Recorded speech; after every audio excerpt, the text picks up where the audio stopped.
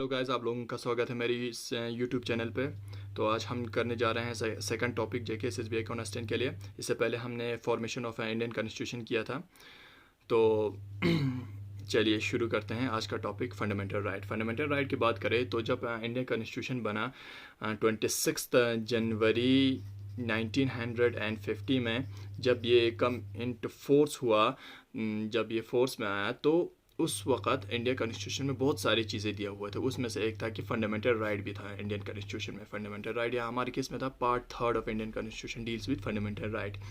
और इससे पहले वाली वीडियो में मैंने कहा था कि आप लोगों को कि जो इंडियन कॉन्स्टिट्यूशन इसको बॉर्डर्ड कॉन्स्टिट्यूशन भी कहा जाता है। क्योंकि इसमें जो बहुत सारी चीज़ें हैं ये हमने दूसरे कंट्रीज़ की कॉन्स्टिट्यूशन से लाया है। तो इसमें जो फंडामेंटल राइट है ये हमने कहाँ से लाया है? यूएस कॉन्स्टिट्यूशन से लाया है। जो फंडामेंटल राइट है इसको मैग्ना कार्टा ऑफ इंडिया भी कहा जाता है। ये ज़्यादातर पूछा जाता है क्वेश्चन में कि मैग्ना कार्टा ऑफ इंडिया किसको कहा जाता है। तो फंडामेंटल राइट्स को मैग्ना कार्टा ऑफ इंडिया भी कहा जाता है। तो फंडामेंटल राइट की बात करें तो ये हमें देता है, कौन देता है? ये हमें कॉन्स्टिट्यूशन ऑफ इंडिया हमें कुछ राइट्स देता है। किस fundamental as a fundamental right हर किसी इंसान के लिए, हर किसी पर्सन के लिए विदाउट एनी डिस्क्रिमिनेशन ये राइट्स देता है हमें। कौन? इंडियन कॉन्स्टिट्यूशन, इंडिया कॉन्स्टिट्यूशन देता है। तो फंडामेंटल इसको क्यों कहा? क्योंकि ये ऐसे राइट्स है जो बहुत ही ज़रूरी है हर किसी इंसान की ऑल राउंड डेवलपमेंट के लिए बहुत ही ज़रूरी है। चाहे वो सोशल हो, इकोनॉमिक हो या कोई और सा डेवलपमेंट है, उस चीज़ के लिए ज़रूरी है ये राइट्स। तो इसलिए हम इसको फंडामेंटल राइट्स कहते हैं। तो फीचर्स क्या है फंडामेंटल राइट्स की? अगर फीचर्स की बात करें फंडामेंटल राइट्स की तो फीचर्स है कि जो ये फंडामेंटल राइट्स है ये सिटीज़न और नॉन सिटीज़न दोनों के लिए ये फंडामेंटल राइट मौजूद है। और इसमें कुछ ऐसे भी राइट्स है जो सिर्फ सिटीजन्स के लिए ही अवेलेबल है, जो नॉन सिटीजन्स के लिए अवेलेबल नहीं है।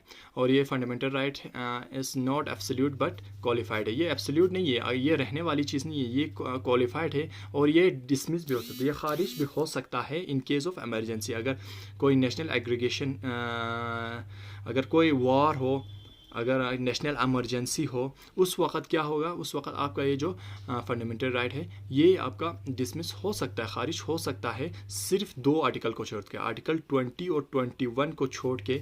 बाकी सब जो फंडामेंटल राइट है वो आपका कुछ टाइम के लिए खारिज हो सकता है, किया जा सकता है by state. Most of them are available against the arbitrary action of state. ज़्यादातर फंडामेंटल राइट्स है ये स्टेट के एक्शन के ख़िलाफ़ है। ज़्यादातर जो फंडामेंटल राइट्स है वो स्टेट के आर्बिट्री एक्शन के ख़िलाफ़ है। तो इसमें है कि जस्टिसेबल इन नेचर, ये जस्टिसेबल है इन नेचर है। जस्टिसेबल, आप इसके अगर वायलेशन हो जाए, आपके फंडामेंटल राइट का अगर वायलेशन हो जाए तो आप डायरेक्ट कोर्ट में जा सकते हैं, आप सुप्रीम कोर्ट का दरवाज़ा खटखटा सकते हैं इसके लिए अगर वायलेशन हो जाए आपका। और इस चीज़ को कौन डिफेंड करेगा और गारंट करेगा? ये सुप्रीम कोर्ट आपके फंडामेंटल राइट को डिफेंड भी करेगा और आपको गारंट भी करेगा फंडामेंटल राइट। इसके बाद सबसे पहले आता है हमारा आर्टिकल 12 की बात करें तो ये किस चीज़ से डील करता है? ये डिफाइंस द स्टेट्स के साथ डील करते हैं। स्टेट के मतलब के साथ, स्टेट किस चीज़ को हम स्टेट कहते हैं, इस चीज़ के साथ डील करते हैं। कौन सा? आर्टिकल 12। स्टेट फॉर एग्जांपल जो पंचायत है या स्टेट एड के ऊपर अगर कोई सेमी गवर्नमेंट हो, वो सब स्टेट्स के अंदर आते हैं। उन चीज़ों को हम स्टेट्स कहते हैं। हमारा लेजिस्लेटिव काउंसिल हो या लेजिस्लेटिव असेंबली हो, ये हमारे किसके अंदर आता है? स्टेट्स के अंदर आता है। तो इसके बाद हमारा आता है आर्टिकल 13। अगर आर्टिकल 13 की बात कहें तो any law can be made invalid on ground of contravention of any fundamental right. अगर कोई भी लॉ अगर स्टेट बनाए तो अगर वो किसी भी फंडामेंटल राइट को वायलेट कर रहा है तो उसको इनवैलिड माना जाएगा। और उसका पावर किसको दिया है? सुप्रीम कोर्ट को दिया हुआ है अंडर आर्टिकल 32 में, और हाई कोर्ट को दिया है अंडर 226 में। आर्टिकल 226 में ये पावर दिया हुआ है सुप्रीम कोर्ट और हाई कोर्ट को कि अगर कोई लॉ, अगर कोई स्टेट अगर कोई लॉ बनाता है जो किसी भी फंडामेंटल राइट को वायलेट कर रहा है तो उसको ख़त्म करने का पावर दिया गया अंडर आर्टिकल 13 में। इसके बाद आता है हमारा अगर हम ओरिजिनली बात करें जब इंडियन कॉन्स्टिट्यूशन बना तब हमारे पास 7 फंडामेंटल राइट्स थे, लेकिन अभी कितने हैं हमारे पास? ओनली 6 फंडामेंटल राइट्स है। तो एक जो फंडामेंटल राइट था, राइट टू प्रॉपर्टी वाला, वो हमारा डिलीट हुआ था 44 कॉन्स्टिट्यूशन अमेंड एक्ट के द्वारा 1978 में, और अभी इसको हमारे कॉन्स्टिट्यूशन में लीगल राइट बनाया गया है अंडर आर्टिकल 300A में। तो जो ओरिजिनली कितने थे, 7 फंडामेंटल राइट था। वो कौन कौन सा था? एक तो था हमारा राइट टू इक्वलिटी था, राइट टू फ्रीडम था, राइट अगेंस्ट एक्सप्लॉयटेशन था, right to freedom of religious था, राइट एंड कल्चरल एजुकेशन था, कल्चरल एंड एजुकेशनल राइट था, राइट टू प्रॉपर्टी था, राइट टू कॉन्स्टिट्यूशनल रेमेडी था। इसमें से जो राइट टू प्रॉपर्टी है वो अभी डिलीट हुआ है, और इसको अभी हमने अंडर आर्टिकल 300A में लीगल राइट बनाया हुआ है। इसके बाद चलिए वन बाय वन डिटेल में पढ़ते हैं। तो सबसे पहले हमारा है right to equality. Right to equality की बात करें तो ये आर्टिकल नंबर 14 से लेके 18 में आता है। 14 से लेके जो 18 है ये राइट टू इक्वलिटी के अंदर आता है। तो आर्टिकल नंबर 14 सबसे पहले क्या बोलता है कि equality before law and equal protection of law की बात करते हैं। जो इक्वलिटी बिफोर लॉ है और इक्वल प्रोटेक्शन ऑफ लॉ है, ये डिफरेंट सोर्स से लाया है। जो इक्वलिटी बिफोर लॉ है ये हमने ब्रिटिश ओरिजिन है, और जो इक्वल प्रोटेक्शन ऑफ लॉ है ये अमेरिकन ओरिजिन है। तो इक्वलिटी बिफोर लॉ का मतलब क्या है कि आपको कोई स्पेशल प्रिविलेज नहीं दिया जाएगा, लॉ के नज़दीक सबको एक ही जैसा ट्रीट किया जाएगा। आपको कोई स्पेशल, अगर आप कोई बड़ा हो कोई छोटा हो, सबको एक ही जैसा माना जाएगा। आपको सबको किसी को भी स्पेशल प्रिविलेज नहीं दिया जाएगा। और no one is above the law, और कोई भी इक्वलिटी बिफोर लॉ में क्या कहा जाता है कि कोई भी कानून से बड़ा नहीं है, सब कानून की निगाहों में एक ही जैसा है और सब बराबर है। इसके बाद आता है इक्वल प्रोटेक्शन ऑफ लॉ की बात करें तो ये किस चीज़ की बात करता है कि ट्रीटमेंट अंडर इक्वल सर्कमस्टेंस। अगर कोई एक ही जैसा सर्कमस्टेंस हो, अगर एक ही जैसा सिचुएशन हो, उसमें एक ही ट्रीटमेंट होगा लॉ के अंदर। और ये कहता है कि अगर कोई इंसान एक ही जैसा जुर्म करे, दो इंसान अगर एक ही जैसा जुर्म करे तो दोनों के लिए एक ही कानून होगा, ना कि अलग अलग होगा। उन सबको अलाइक ट्रीट किया जाएगा, सेम ट्रीट किया जाएगा under protection of equal protection of law में, और सेम लॉ होगा सेम क्राइम के लिए, हर किसी के लिए। इसके बाद आता है हमारा आर्टिकल नंबर 15। अगर आर्टिकल नंबर 15 की बात करते हैं तो prohibition of discrimination on ground only of religious, race, caste, sex और प्लेस ऑफ बर्थ। ये आर्टिकल क्या करता है कि स्टेट को प्रोहिबिट करता है किस से डिस्क्रिमिनेशन करने से, किसकी बेस पे, रिलीजियस, रेस, कास्ट या सेक्स के बेस पे किसी तरह की डिस्क्रिमिनेशन को प्रोहिबिट करता है अंडर आर्टिकल 15 में। और इसमें कुछ एक्सेप्शनल है, जैसे कि अगर हम डिस्क्रिमिनेशन की बात करते हैं तो वुमेंस और चिल्ड्रन को अगर उनके डेवलपमेंट के लिए कुछ ज़रूरी है तो उस चीज़ को हम मतलब दे सकते हैं। उनके डेवलपमेंट के लिए कुछ रिजर्वेशन या कुछ दे सकते हैं। एसटी जैसे कि एसटी है, एससी है, उनके लिए अगर उनको डेवलपमेंट करना है, अगर वो लोग बैकवर्ड है तो उनको आगे लाने में थोड़ा स्पेशल प्रिविलेज दे सकते हैं।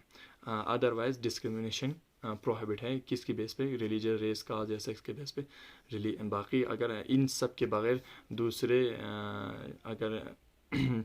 दूसरे चीज़ों के ऊपर अगर डिस्क्रिमिनेशन करे तो वो चीज़ नहीं दिया हुआ इसमें ओनली दिया हुआ है।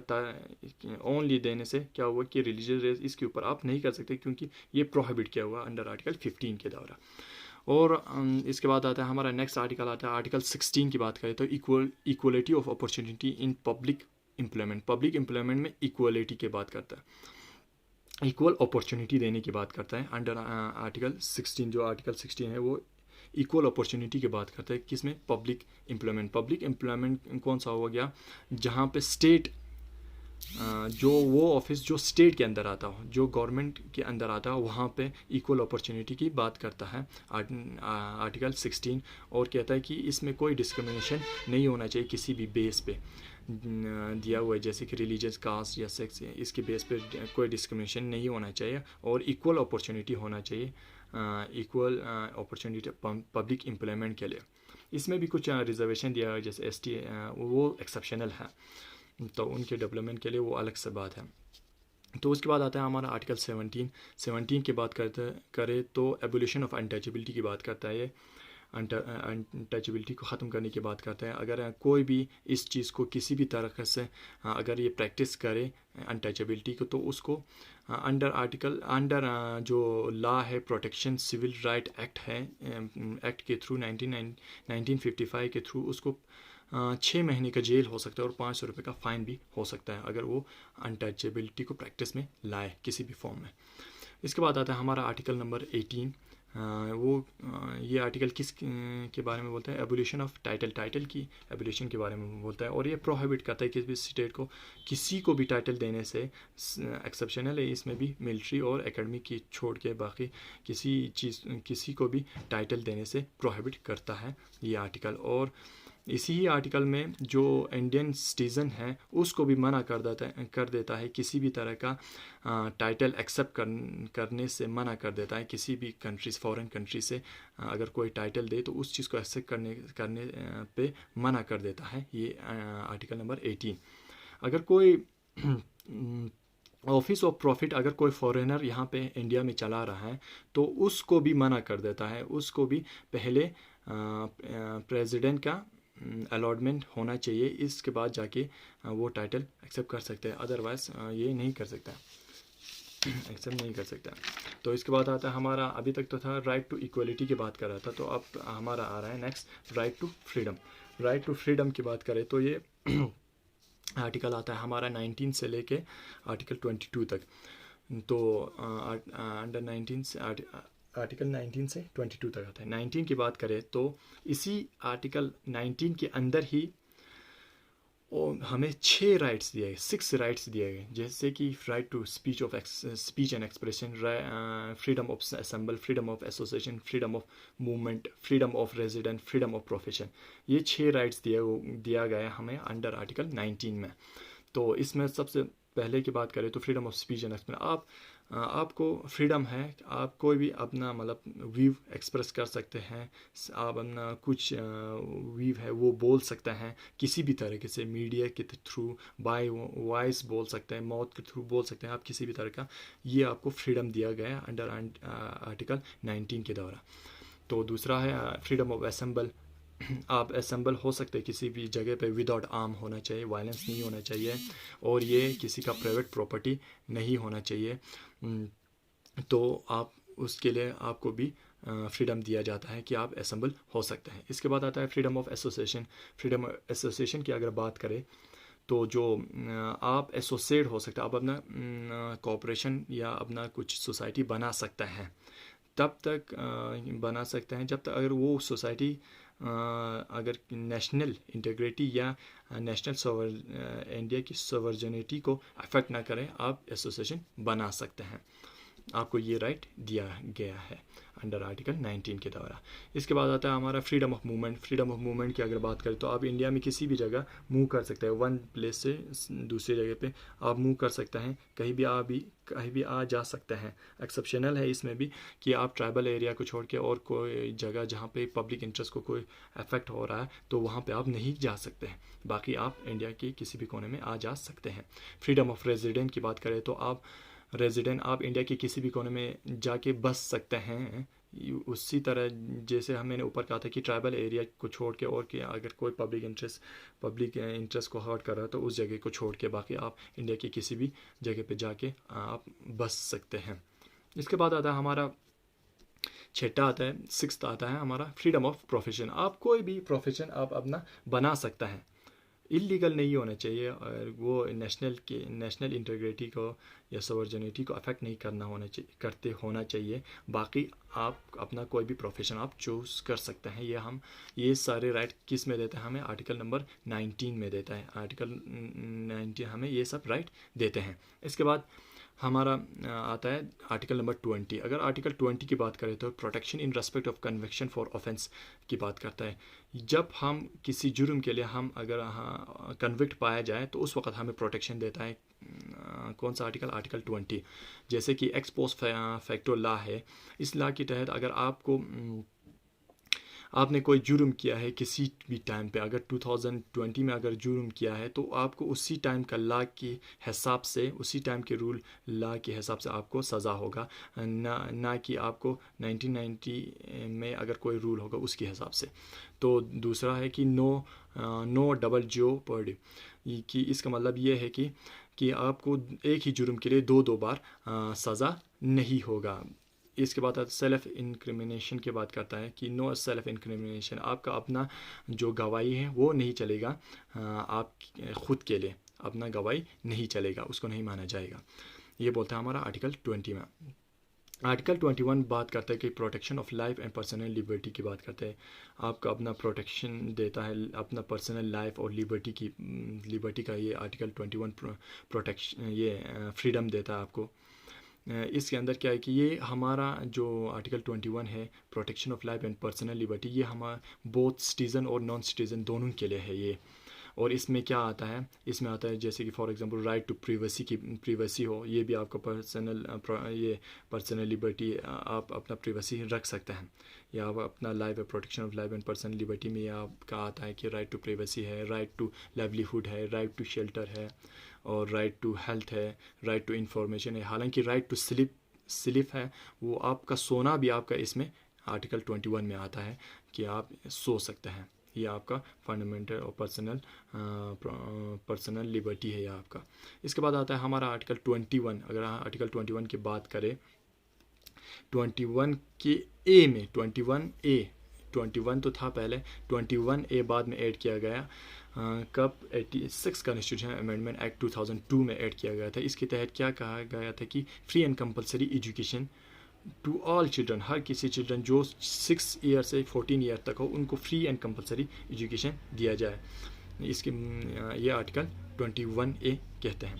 तो आर्टिकल 22 क्या कहता है कि protection against arrest and detention की बात करते हैं। जब आप अरेस्ट हो जाए या डिटेन हो जाए उस वक्त आपको ये आर्टिकल 22 प्रोटेक्शन करता है। एक तो डिटेंशन की अगर बात करें तो ये दो तरह के होते हैं, पेनेटिव डिटेंशन होता है और प्रिवेंटिव डिटेंशन होता है। पेनेटिव डिटेंशन कौन सा डिटेंशन होता है, जो अगर आप कोई जुर्म करे तो आप उसको बाय कोर्ट आप प्रूव भी हो जाए कि आपने वो जुर्म किया है, तो आपको उस चीज़ के लिए सज़ा मिले, तो आप उस वक्त आप डिटेन करें तो उसको हम पेनेटिव डिटेंशन कहते हैं।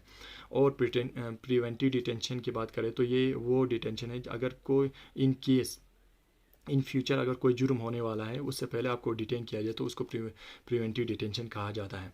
अगर आर्टिकल 22 की बात करें तो अगर आपको डिटेंशन किया जाए ऑर्डिनरी लॉ की, फॉर एग्जांपल किसी भी ऑर्डिनरी लॉ के थ्रू आपको डिटेंशन किया जाए तो आपको क्या राइट्स दिए गए हैं कि आपको सबसे पहला राइट है कि इस आर्टिकल 22 में कि आपको सबसे पहले इन्फॉर्म किया जाएगा कि आपको किस चीज़ के लिए आपको अरेस्ट किया गया है।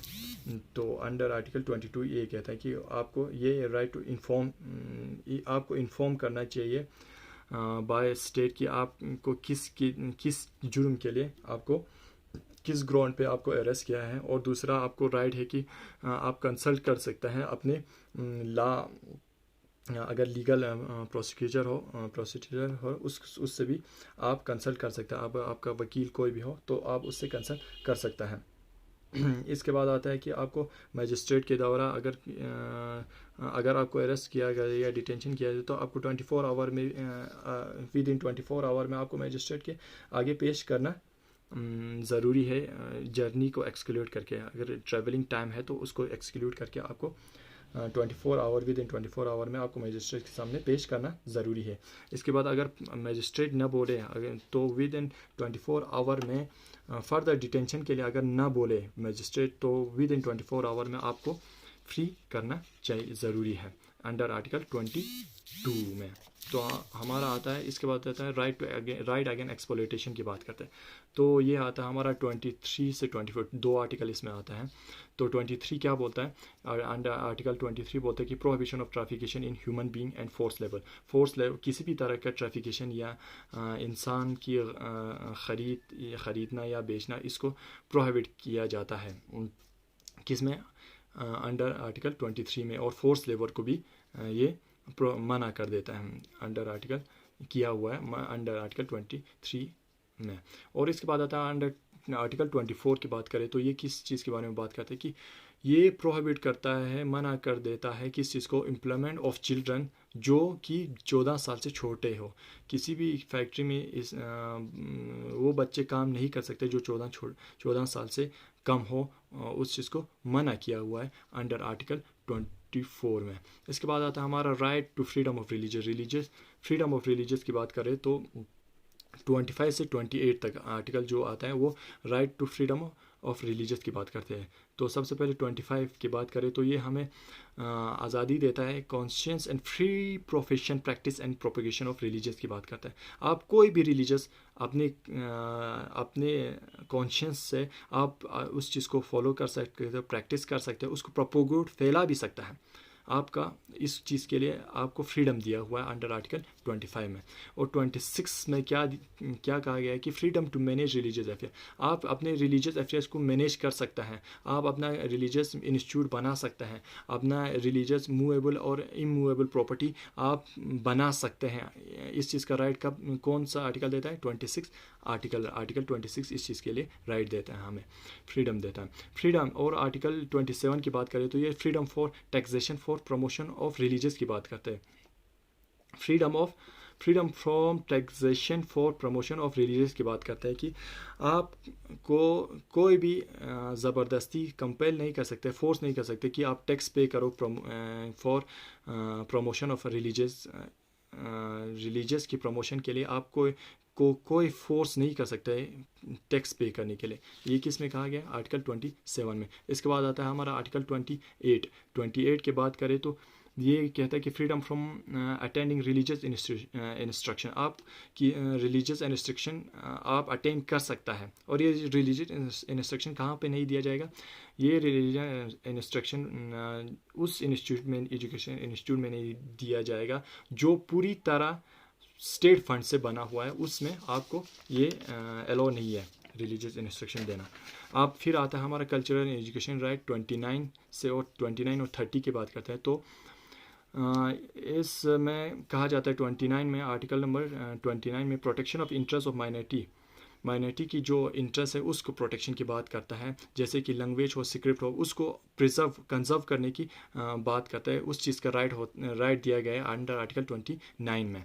तो अंडर आर्टिकल 30 की बात करें तो right of minority to establish and administrate education unit. ये जो माइनॉरिटीज़ है, रिलीजियस या लैंग्वेज माइनॉरिटीज़ है, तो वो उनको राइट, ये आर्टिकल उनको राइट देता है कि आप अपना इंस्टीट्यूट बना सकते हो और अपने ओन लैंग्वेज, अपने मदर लैंग्वेज में आप उस इंस्टीट्यूट में पढ़ा सकते हैं। इस चीज़ का राइट देता है अंडर आर्टिकल 30। इसके बाद आता है राइट टू कॉन्स्टिट्यूशनल रेमेडी। अगर कॉन्स्टिट्यूशनल रेमेडी की बात करें तो ये इसको डॉक्टर अम्बेडकर द्वारा कहा गया है कि ये सोल ऑफ कॉन्स्टिट्यूशन है, क्योंकि इसके बगैर जो फंडामेंटल राइट है वो बिल्कुल भी यूजलेस है। तो इस आर्टिकल 32 क्या पावर देता है कि ये सुप्रीम कोर्ट को पावर देता है कि वो रिट्स इशू करे अगर किसी भी तरह का फंडामेंटल राइट वायलेशन हो। तो इसमें आर्टिकल 32 में सुप्रीम कोर्ट को राइट दिया जाता है और हाई कोर्ट को अंडर 226 आर्टिकल में राइट दिया जाता है कि अगर in case of fundamental right violation हो जाए तो उस वक्त आप रिट्स इशू कर सकते हैं। तो उम्मीद करता हूँ कि आप लोगों को पसंद आया होगा। अगर पसंद आया तो लाइक शेयर सब्सक्राइब ज़रूर करें। मिलते हैं अगले वीडियो में, तब तक के लिए गुड बाय।